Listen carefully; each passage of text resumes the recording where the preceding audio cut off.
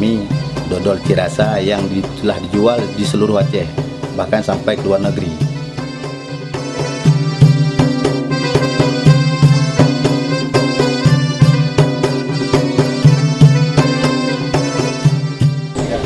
Assalamualaikum semuanya. Hari ini alhamdulillah kita sudah sampai di Kampung Wisata Matangkrut, Kecamatan Pantai Bidari.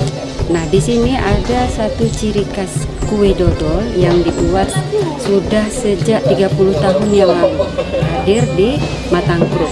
Jadi alhamdulillah kue ini sangat-sangat alami, sangat-sangat original, sangat-sangat alami. Kenapa? Semua pembuatannya itu prosesnya sangat alami, mulai dari pembakarannya di atas kayu, masih proses alami. Alhamdulillah sekarang ini sudah ada inovasi. Tadinya itu rasanya cuma original aja. Sekarang sudah ada inovasi, sudah ada rasa duren, rasa pandan seperti yang saya pegang ini. Sudah ada rasa nanas. Nah, sudah ada rasa sirsak juga, tergantung kebutuhan yang ingin merasa.